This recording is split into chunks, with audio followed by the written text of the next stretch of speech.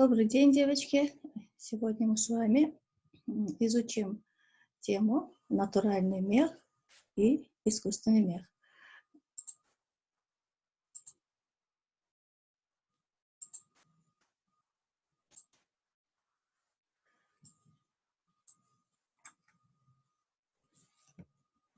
Значит, давайте начнем с натурального меха.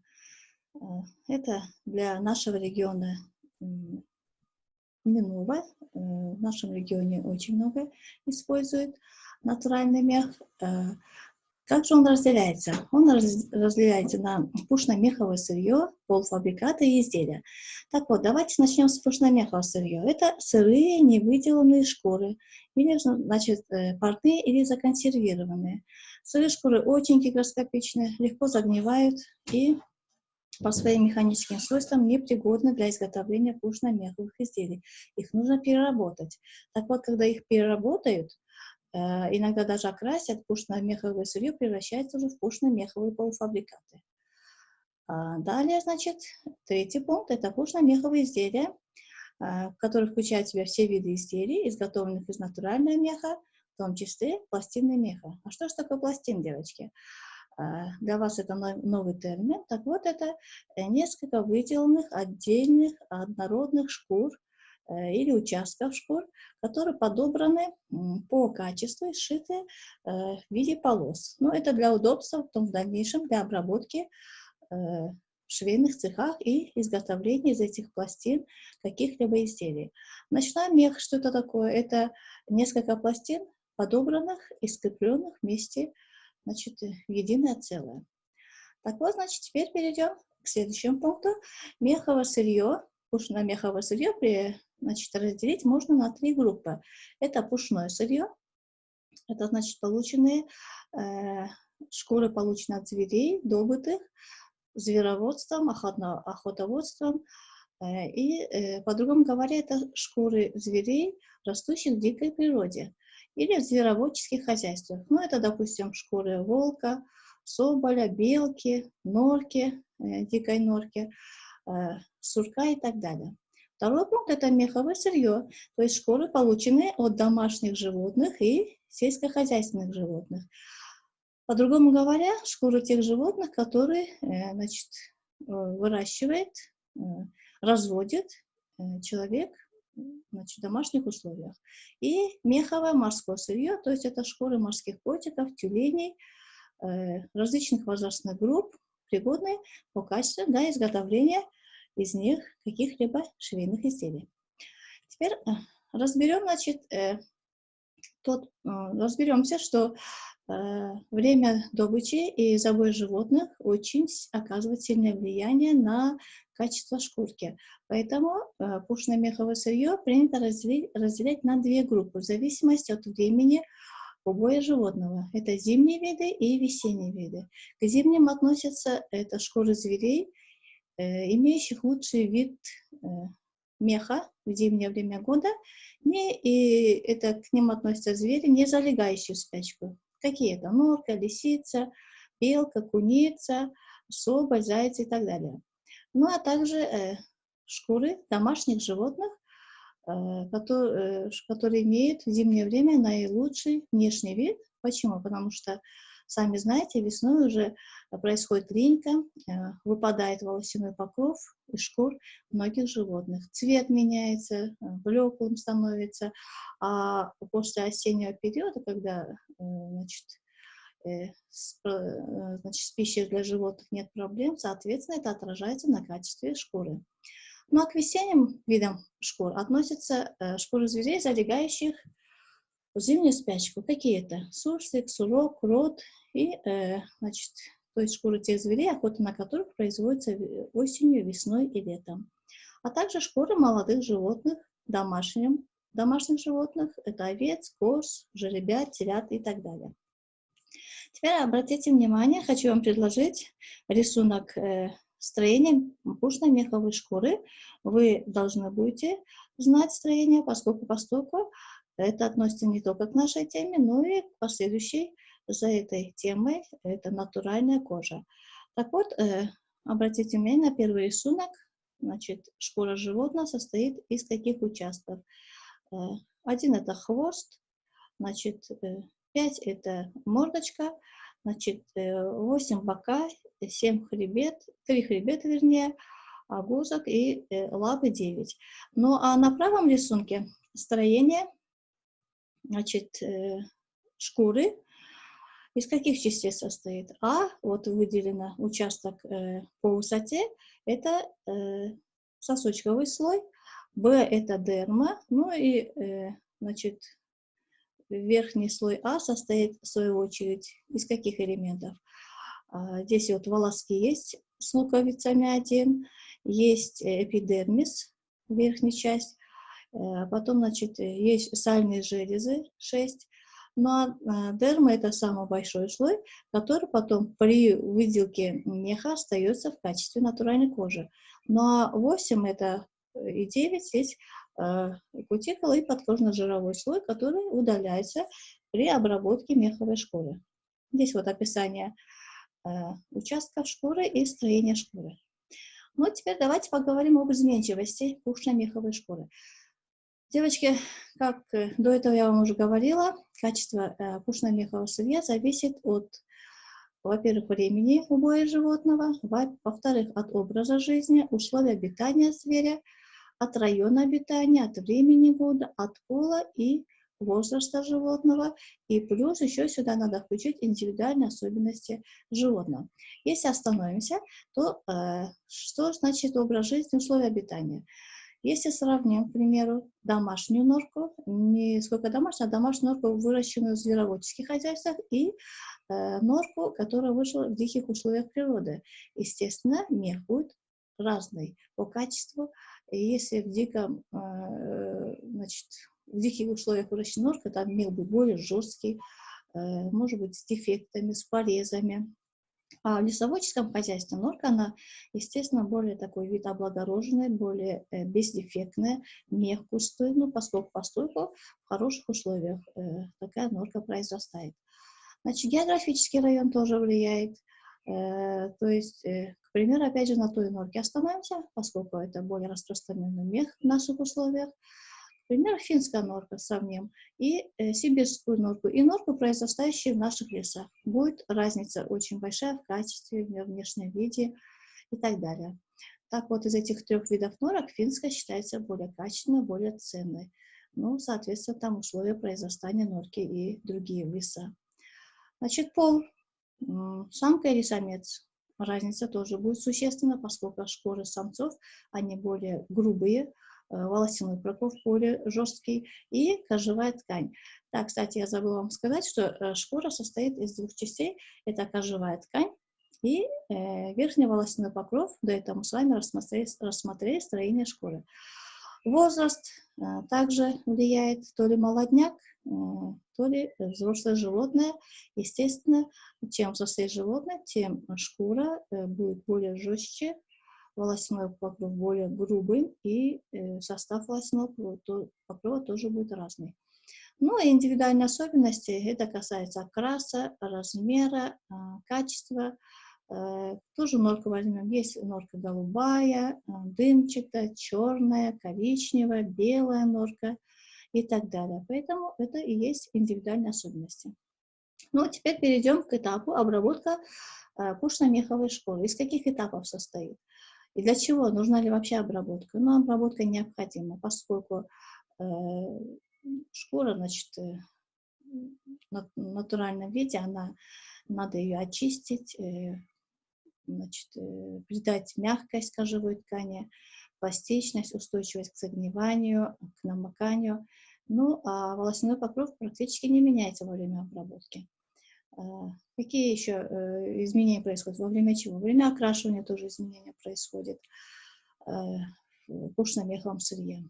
Технологический процесс обработки можно разделить на 3 части. Первая – это подготовительная операция, которая включает в себя отмывку, мездрение и обезжиривание. Ну, отмока, естественно, само слово за себя говорит, это отмочить надо. Обезжирить – это удалить подкожно-жировой слой. Далее к операциям выделки относятся пикелевание, дубление, жирование и сушка.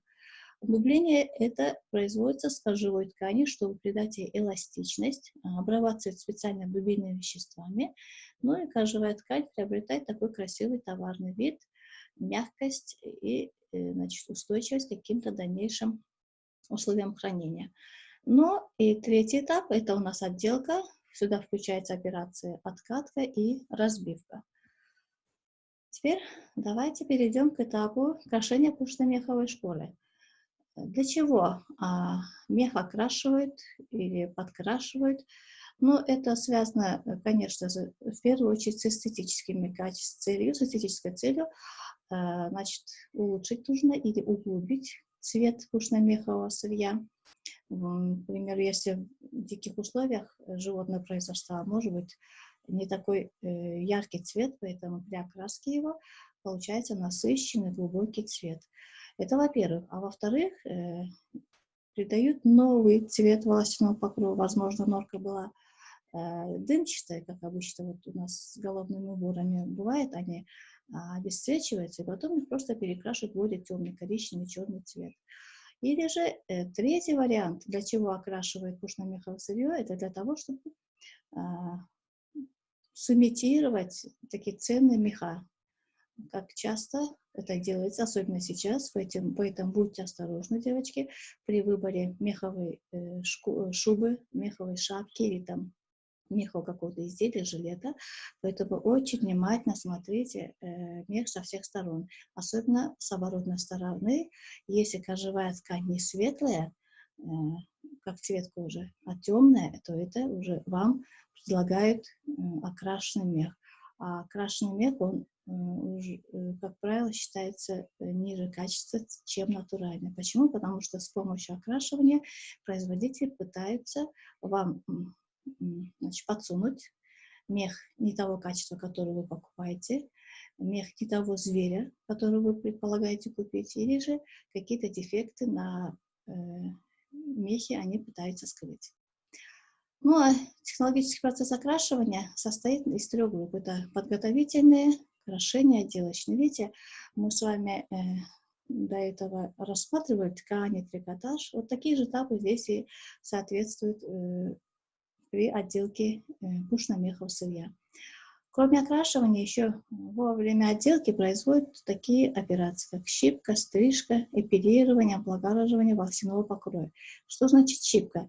То есть выщипывают остевые волосы. Мы с вами уже проходили строение шерсти на первых лекциях.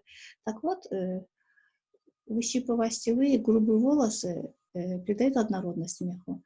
Если вы знаете, то сейчас в последние годы, 2-3 года, очень популярна щипанная норка. На первый взгляд, кто не разбирается в этом, она похожа типа на норку, на мех овчины, потому что все остевые волосы выщипаны. Стрижка что такое? То есть подстригает, выравнивает волосяной покров по высоте. Эпилирование тоже, значит, подобно щипке. Ну и облагораживание волосяного покроя. Для чего? Для того, чтобы придать ему красивый внешний вид.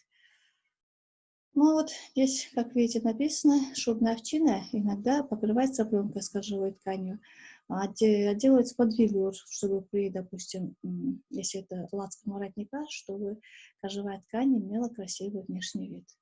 Ну а теперь давайте перейдем к изучению видов натурального меха.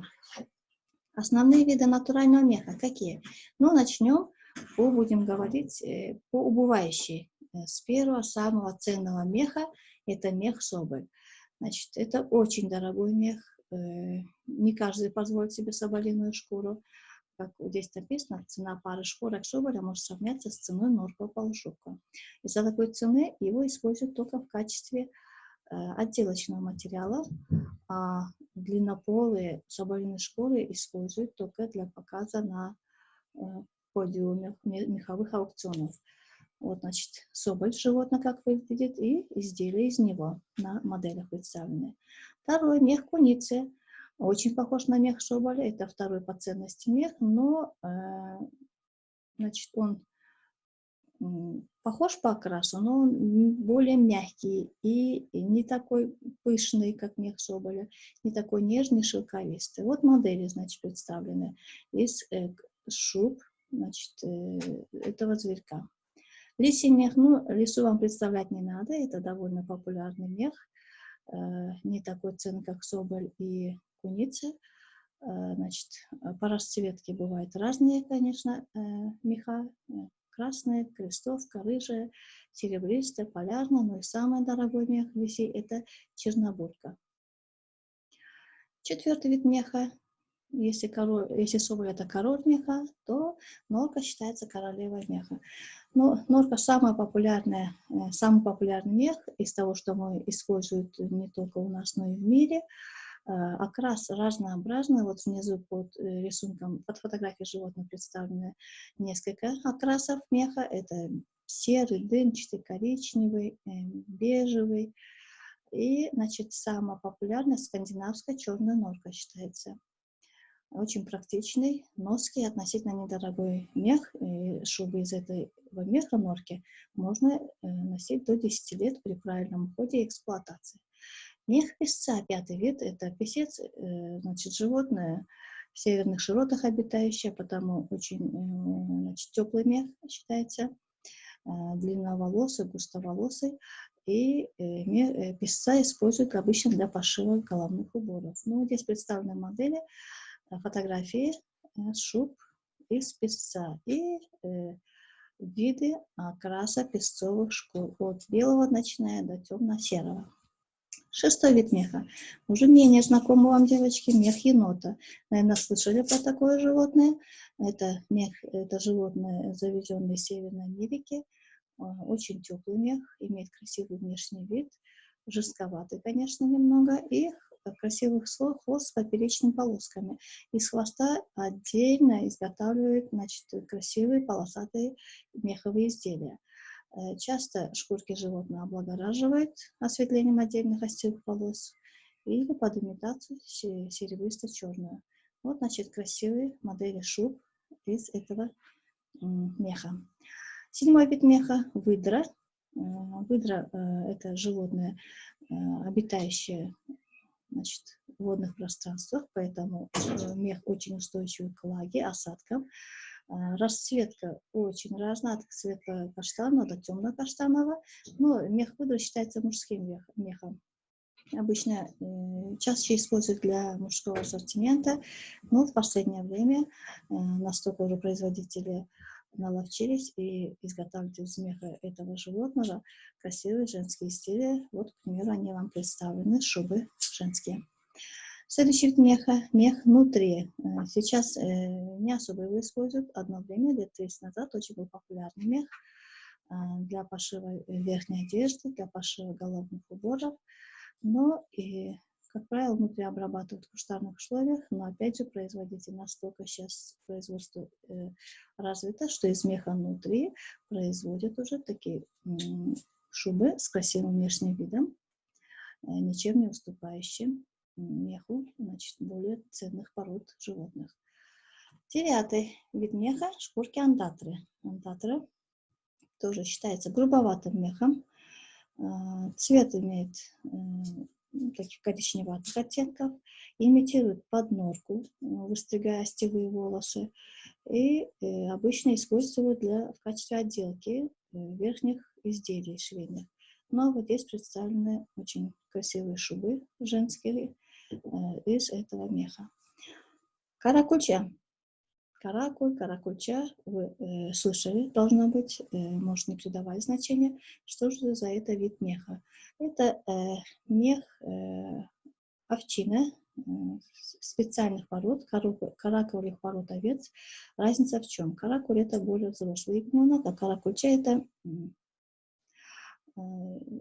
значит, более понежнее шкурки, шелковистый волосяной покров. И особенность этого меха в чем? В том, что имеет завитки волосяного покрова. Вот эти завитки и ценятся, поэтому ягнятам не дают, значит, вырасти до взрослого состояния и производят убой и получают вот такой красивый внешний вид меха. Обратите внимание, на правой фотографии здесь представлены разный окрас каракуля от серого до черного. Вот шубы из каракуля. Следующий кролик Это самый доступный, недорогой вид меха, пушистый мех, значит, длинноволосый мех, но он не такой, значит, прочный, износостойкость невысокая, поэтому долго такие шубы не носятся, быстро протираются. Ну, а шкурки сейчас имитируют кроличьи шкурки под шкурки более ценных пород животных. Шиншилла – это незнакомое для вас животное. Это один из самых легких и самых дорогих мехов. Но он никак не предназначен для повседневной носки. Кожевенная ткань очень тонкая, очень быстро рвущаяся. И одежда из этих шкурок предназначена только для редких выходов в свет. Следующий вид меха – бобр. Значит, животное тоже, значит, в реке водящееся, поэтому мех животного считается мужским мехом. Для мужского ассортимента большую часть использовали раньше, но сейчас уже производители наловчились и делают модели из шкуры бобра для женского ассортимента. Конечно, мех грубоватый, густой, длинный и жесткий. Мех ламы. Лама – пальто из ламы. Слышали такое? Сколько лет ваши мамы носили, наверное, уже несколько десятилетий популярное пальто. Так вот, это лама, произрастающее животное в Южной Америке, значит, разводят в домашних условиях. Очень теплый, легкий мех считается. И последний вид меха, который я хотела представить, это мех уже морских животных. Нерпа, животное такое, слышали, наверное. Вот наверху фотографии это взрослый лошадь, а внизу белек. То есть до 3 месяцев мех нерпа, он такой имеет белый красивый вид, без пятен. Поэтому многие браконьеры, значит, производители производят одежду из белька, которая очень ценна и имеет красивый внешний вид. И, значит, представлена модель. А теперь, значит, изучим с вами искусственный мех. Искусственный мех сейчас является очень популярным. Во-первых, почему это связано с чем? С тем, что такой материал не приносит ущерба окружающей среде. Ну, а во-вторых, технологии настолько сейчас развиты, что позволяет создавать искусственный мех, имитирующий натуральный мех. И как по качеству основы, так и по качеству ворса. Если бы девочки были бы в партии зеленых, конечно же, вы отказались бы от носки натурального меха, так как, увидев животных до этого на слайдах, вам будет, наверное, жалко. Но давайте разберем, какие виды искусственного меха существуют. Вообще 4 вида существует. Трикотажный, первый вид. Как он изготавливается? Мы с вами изучили уже трикотажный, производство трикотажа. Таким же образом производится искусственный мех на кругловязанных и плосковязанных машинах. В основу петель трикотажа ввязываются пучки ворса из чесаной ленты. И получаются такие плюшевые петли, которые потом или разрезаются, образуя ворс, а возможно оставляют таким же образом. И, значит, используют различные виды сырья. Вот на первом рисунке, обратите внимание, отворочен мех и показана основа трикотажной в виде петель. Дальше тканный мех, то есть этот мех производится на ткацких станках, обычно как ткани, но немного изменив технологию, образуются 2 полотна, которые соединены ворсовыми нитками и потом разрезаются. Для прочности ворса, значит, изнаночной стороны грунта наносят специальное покрытие клеевое. Тафтинговый мех. Это ткани прошивной, то есть берется основа в виде ткани и прошивается на тафтинговой машине в виде ворсовых петель, которые потом прорезаются, получается ворс, и его выравнивают и прочесывают. Клеевой, 4-й вид меха искусственного. Для этого что делают? Берут ткань и, значит, ворсовую нить синергию и проклеивают, накладывают на ткань бязелями ткань и приклеивают. И таким образом клеевой искусственный мех имитирует натуральный мех из каракулевых пород овец. Ну а теперь давайте посмотрим модели шуб из искусственного меха. Обратите внимание, они ничем не отличаются по внешнему виду от модели из натурального меха. Поэтому уже в последнее время, тем более с нарастающей проблемой экологии в наше время, больше потребителей предпочтение отдают изделиям из искусственного меха. Они не так дорогие, более удобны в эксплуатации, в хранении и, значит, удобны. Ну и достоинства искусственного меха и недостатки. Мы уже об этом говорили, но если все подытожить, это сохранение популяции животных, достоинство первое, второе, невысокая стоимость, третье, простота ухода и простота расхода и пошива. А недостатки, конечно, есть у любой вещи, есть свои плюсы и минусы. К недостаткам относятся воздухопроницаемость, что уменьшает теплозащитные свойства меха, невысокая износостойкость и электризуемость большая. Почему? Поскольку используется в качестве ворса, как правило, синтетические волокна. На этом лекция с вами, девочки, закончена. Будет вопрос, обращайтесь ко мне по WhatsApp или, значит, в АВН. До следующей встречи.